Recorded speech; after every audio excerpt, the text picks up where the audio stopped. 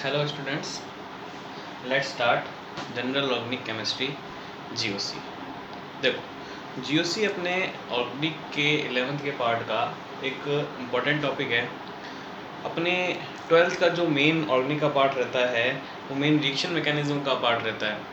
तो 12th के reaction mechanism के पार्ट को अगर अच्छे से समझना है तो अपने को जीओसी के कॉन्सेप्ट को ध्यान से पढ़ना ज़रूरी होता है। अगर जीओसी अपने ढंग से पढ़ी हुई है तो 12th की रिएक्शन मैकेनिज्म भी आसानी से समझ में आ जाती है, कोई दिक्कत नहीं होती। स्टार्ट करते हैं जीओसी। जीओसी में जो सबसे पहला पॉइंट अपन पढ़ेंगे वो पढ़ेंगे इलेक्ट्रॉन नेगेटिविटी के बारे में, विद्युत ऋणता के बारे में। हालांकि टॉपिक बॉन्डिंग का है, बॉन्डिंग में अपन ईएन के बारे में पढ़ते हैं, लेकिन चीज़ें यहाँ पे कुछ काम आएगी तो मैं आपको ईएन के बारे में कुछ बता देता हूँ।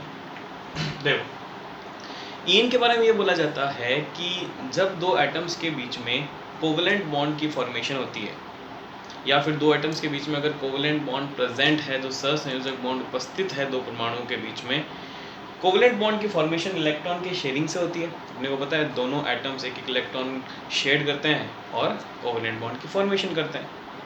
तो उन कोवलेंट बॉन्ड के जो शेयर्ड इलेक्ट्रॉन हैं, सहसंयोजी बंध के अंदर जो साजित इलेक्ट्रॉन हैं, उनको अपनी तरफ खींचने की जो एटम्स की टेंडेंसी है, अपनी तरफ इलेक्ट्रॉन खींचने की परमाणुओं की जो प्रवृत्ति है, उसे ही अपन क्या कहते हैं, इलेक्ट्रोनेगेटिविटी या फिर विद्युत ऋणता कहते हैं।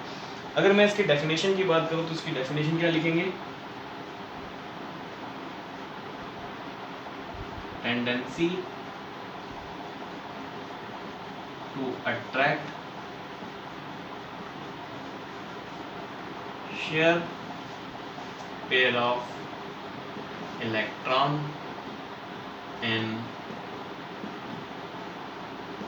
covalent bond। सहसंयोजक बंध के अंदर साजित इलेक्ट्रॉनों को अपनी तरफ खींचने की जो प्रवृत्ति है वो क्या कहलाती है, विद्युत ऋणता। कुछ एटम्स की एलिमेंट्स की ईएन की वैल्यू हमें हमेशा याद होनी चाहिए, तो कुछ इंपॉर्टेंट एटम्स की ईएन की वैल्यू अपन देख लेते हैं। जैसे अगर फ्लोरीन की बात करें तो 4, क्लोरीन की बात करें हमें पता है 3, ब्रोमीन की बात करें हमें पता है 2.8, आयोडीन की बात करें 2.5, बात करें ऑक्सीजन की 3.5, नाइट्रोजन की बात करें 3, हाइड्रोजन की बात करें 2.1, फॉस्फोरस 2.1। इसी तरह अगर मैं कार्बन की बात करूं तो कार्बन 3 तरह का, sp3, sp2 और sp कार्बन। sp3 कार्बन की बात करें तो इसकी जो ईएन की वैल्यू होती है ये आती है आपके पास लगभग 2.5। sp2 की ईएन जो होती है वो आपके पास 2.75 और sp कार्बन की जो ईएन आती है आपके पास वो लगभग 3.25 के आसपास आती है। इसके अलावा अपन सल्फर की बात कर सकते हैं, इसकी ईएन भी लगभग 2.55 के आसपास होती है। और भी एटम्स की ईएन है, अपन जैसे जैसे आगे बढ़ते हैं वैसे वैसे आती रहती है, अपने को याद रहती है। कुछ इंपॉर्टेंट जो अपने यहाँ पे आगे काम आएगी उसकी ईएन की वैल्यू मैंने यहाँ पर लिख दी है। तो ये है अपना ईएन का पार्ट। जो सेकंड चीज़ अपन यहाँ पर देखेंगे वो देखेंगे एक छोटा सा रिलेशन है ईएन का बॉन्ड एंगल के साथ। आगे इफेक्ट्स जब अपन पढ़ेंगे जीओसी में तो वहाँ पे एग्जाम्पल सॉल्व करने के लिए आपके वो रिलेशंस काम आते हैं। तो एक छोटा सा रिलेशन यहाँ पे देखते हैं अपन।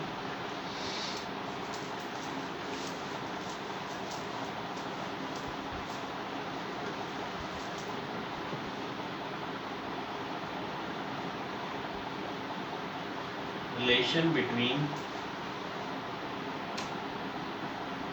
En and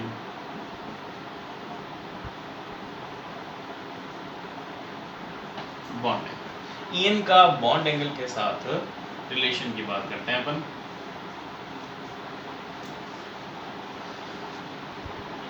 जैसे अभी अपन ने कार्बन के तीनों फॉर्म्स के लिए En की वैल्यू देखी थी, कौन कौन से अपन ने देखा था, कार्बन sp3, कार्बन sp2 और कार्बन sp।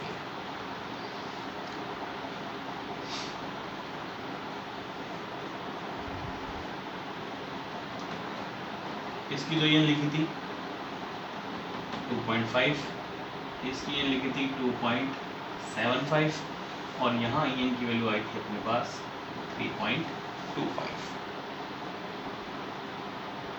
अगर मैं यहाँ पर इनके बॉन्ड एंगल की बात करूँ तो sp3 का bond angle 109 degree 28 minute, sp2 की बात करें 120 और sp का जो बॉन्ड एंगल आता है आपके पास वो आता है 180।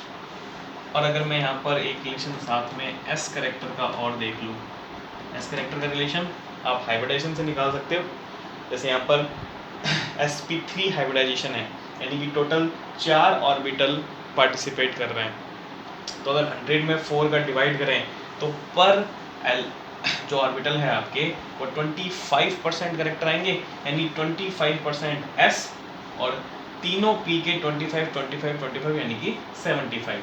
तो यहाँ पे जो s करेक्टर आपको दिखाई देंगे वो दिखाई देंगे 25%। हाइब्रिडाइजेशन sp2 है, यानी कितने ऑर्बिटल पार्टिसिपेट कर रहे हैं, 2 p के और एक s का, 100 में डिवाइड करूँ तो 33%, यानी 33 लेके जाएगा s और 33 दो किसके पास आएंगे, p के पास, 33.3 अपन बोल सकते हैं। और यहाँ पर हाइब्रिडाइजेशन है अपने पास sp, यानी कि 2 ऑर्बिटल पार्टिसिपेट कर रहे हैं, तो अगर 100 में 2 का डिवाइड करूँ तो 50, यानी 50% s करेक्टर और 50% ही आपके पास क्या आएगा, p करेक्टर आएगा। सही है। तो यहाँ पे मैंने आपको 3 वैल्यूज लिख के दी है, en की, बॉन्ड एंगल की और s करेक्टर की। तो देखो जैसे जैसे मैं लेफ्ट से राइट की तरफ जा रहा हूँ, यानी sp3 से sp2 और sp कार्बन की तरफ, तो लगातार en की वैल्यू बढ़ रही है, साथ साथ बॉन्ड एंगल की वैल्यू भी बढ़ रही है और साथ साथ में s करेक्टर की वैल्यू। तो अगर मैं कार्बन के हाइब्रिडाइजेशंस के लिए इन तीनों में आपस में रिलेशन की बात करूं तो मैं ये कह सकता हूं कि जैसे जैसे en बढ़ती जाती है वैसे वैसे बॉन्ड एंगल की वैल्यू भी बढ़ रही है और साथ साथ में परसेंट s करेक्टर की वैल्यू भी क्या हो रही है, इंक्रीज हो रही है। सीधी सी बात है, बॉन्ड्स हैं, अगर en की वैल्यू बढ़ती जाएगी तो एक दूसरे को रिपेल करेंगे, तो बॉन्ड एंगल भी क्या होगा आपके पास, इंक्रीज हो जाएगा। तो ये है आपके पास रिलेशन en का किसके साथ, बॉन्ड एंगल के साथ रिलेशन। ये रिलेशन आपके आगे अपन जब एग्जांपल्स करेंगे इफेक्ट्स में तो वहाँ पे आपके ये काम आएगा, इसको याद रखो। नेक्स्ट टॉपिक की तरफ आगे बढ़ते हैं अपन।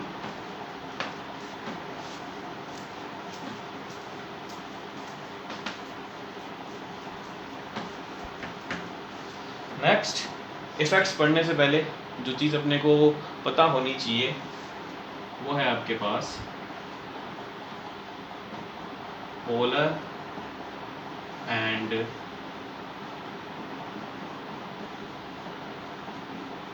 Non polar covalent bond. Covalent bond के ये दो एक टाइप हैं आपके पास, पोलर कोवलेंट बॉन्ड और नॉन पोलर कोवलेंट। क्या होता है पोलर कोवलेंट बॉन्ड, क्या होते हैं नॉन पोलर कोवलेंट बॉन्ड, बात करते हैं इसकी। सबसे पहले बात करते हैं पोलर कोवलेंट बॉन्ड।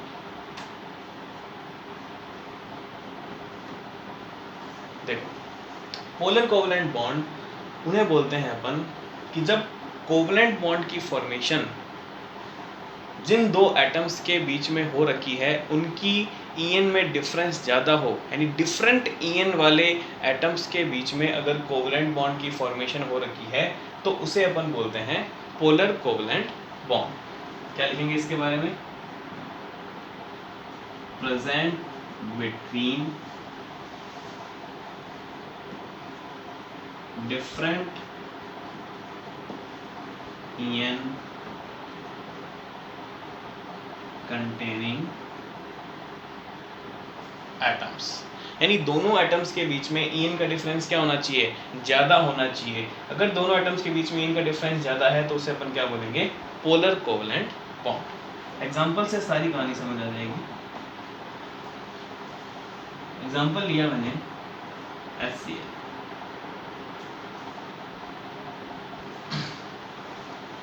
हाइड्रोजन और क्लोरीन के बीच में ये कोवलेंट है।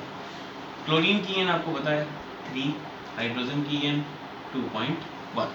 चूंकि क्लोरीन की ईएन ज़्यादा है तो क्लोरीन क्या करेगा, कोवलेंट बॉन्ड के इलेक्ट्रॉन्स को अपनी तरफ शिफ्ट कर लेगा, यानी अपनी तरफ खींच लेगा। इसलिए मैंने इलेक्ट्रॉन्स को थोड़ा क्लोरीन की तरफ बनाया है। अब चूंकि क्लोरीन अपनी तरफ इलेक्ट्रॉन को शिफ्ट करा लेगा तो क्लोरीन के ऊपर कौन सा चार्ज आएगा, पार्शियली नेगेटिव, और हाइड्रोजन के ऊपर कौन सा चार्ज आएगा, पार्शियली पॉजिटिव। पार्शियल चार्ज क्यों लगाया, क्योंकि आयनिक बॉन्ड नहीं है कि आप इसको H+ और Cl- के अंदर ब्रेक कर दो। कोवलेंट बॉन्ड है इसलिए सिर्फ इलेक्ट्रॉन की शिफ्टिंग हुई है, और शिफ्टिंग हुई है इसलिए अपन ने चार्ज कौन से लगाए हैं, पार्शियल चार्ज लगाए हैं। तो यहाँ जो कोवलेंट बॉन्ड बना है ये हाइड्रोजन और क्लोरीन के बीच में, दोनों के बीच में ईएन डिफरेंस ज़्यादा है, इसलिए अपन इसे क्या बोलेंगे, पोलर कोवलेंट बॉन्ड काउंट करेंगे। ऐसे भी बोल सकते हैं, चूंकि डिफरेंस ईएन का ज़्यादा होगा तो पोलैरिटी आ जाएगी बॉन्ड पर, तो वो कौन सा बॉन्ड हो जाएगा आपके, पोलर कोवलेंट। अब चूंकि पोलर के अंदर ईएन डिफरेंस ज़्यादा ले रहे हैं अपन, तो सीधी सी बात है नॉन पोलर के अंदर क्या होगा, नॉन पोलर की डेफिनेशन क्या बन जाएगी कि ऐसे एटम्स के बीच में पोलर कोवलेंट बॉन्ड प्रेजेंट हो जहाँ पर या तो उनकी ईएन सेम हो या फिर नियरली सेम ईएन के बीच में अगर कोवलेंट बॉन्ड की फॉर्मेशन हो तो वो कौन सा हो जाएगा, नॉन पोलर। बात करते हैं अपन नॉन पोलर की। Non polar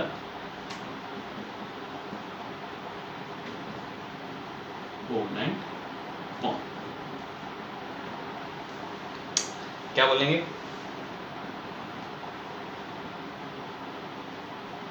present between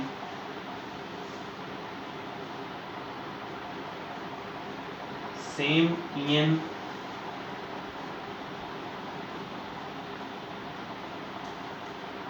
containing atoms, same, या फिर यहीं पे मैं लिख देता हूँ नियरली सेम। अगर थोड़ा बहुत डिफरेंस है तो भी अपन उसे नॉन पोलर की कैटेगरी के अंदर ही काउंट करेंगे। एग्जाम्पल से सारी कहानी समझ आ जाएगी। एग्जाम्पल की बात करता हूँ, एग्जाम्पल लेता हूँ मैं यहाँ पे एथेन का।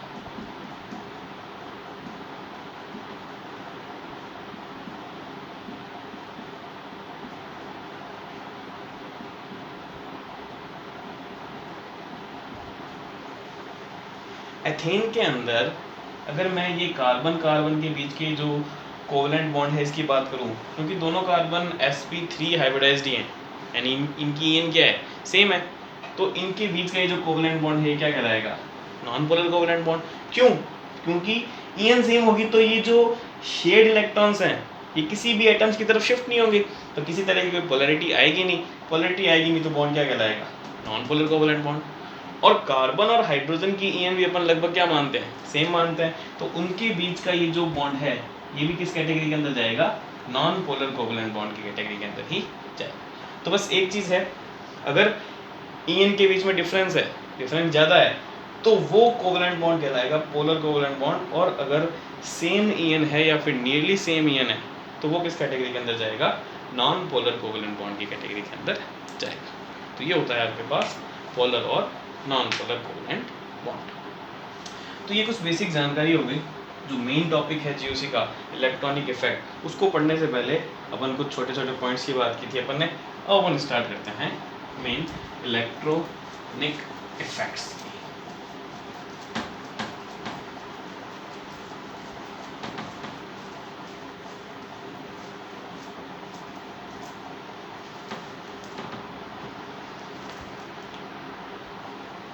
ये अपना मेन टॉपिक रहेगा इलेक्ट्रॉनिक इफेक्ट। इसे जीओसी फर्स्ट से भी अपन नोट कर सकते हैं।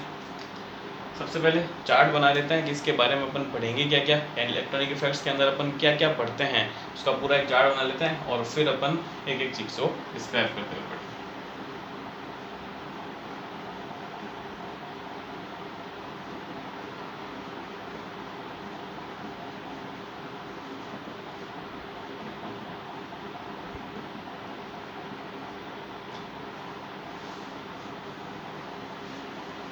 देखो दो तरह के इलेक्ट्रॉन डिस्प्लेसमेंट इफेक्ट अपन पढ़ते हैं। एक पढ़ते हैं परमानेंट इफेक्ट,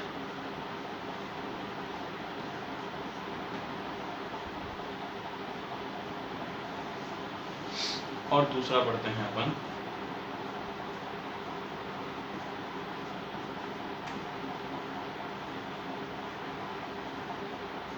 टेम्पररी इफेक्ट के बारे में बात करेंगे। क्या होता है परमानेंट इफेक्ट, टेम्पररी इफेक्ट? वैसे नाम से पता चल रहा है कि अगर इलेक्ट्रॉनों का डिस्प्लेसमेंट, डिलोकलाइजेशन परमानेंट हो, स्थायी रूप से हो, तो आपके स्थायी प्रभाव हो जाएंगे। और अगर स्थायी रूप से ना होके सिर्फ कुछ कंडीशंस के ऊपर ही इलेक्ट्रॉनों का डिस्प्लेसमेंट हो, तो उसे अपन टेम्पररी इफेक्ट के अंदर काउंट करेंगे।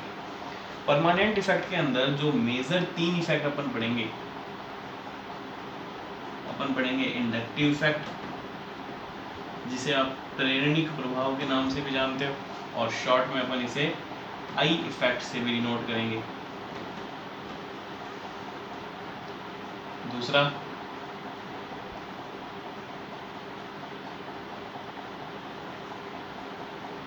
रेजोनेंस इफेक्ट, या इसी का नाम होता है आपके मीजोमेरिक इफेक्ट। इसको अपन आर इफेक्ट या फिर एम इफेक्ट के नाम से भी जानते हैं। और तीसरा अपन पढ़ेंगे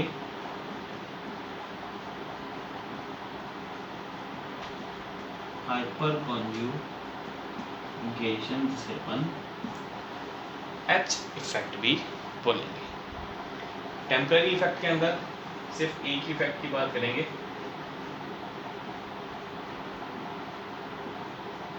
इलेक्ट्रोमेरिक इफेक्ट, जिसे अपन ई इफेक्ट के नाम से भी जानते हैं। तो ये टोटल 4 इफेक्ट्स की बात करेंगे अपन। ये 4 इलेक्ट्रॉनों के जो इफेक्ट्स हैं, इसी से अपन आगे रिएक्शंस कैसे होती है, वो सारी चीज़ें इन्हीं इफेक्ट्स के ऊपर डिपेंड करती है।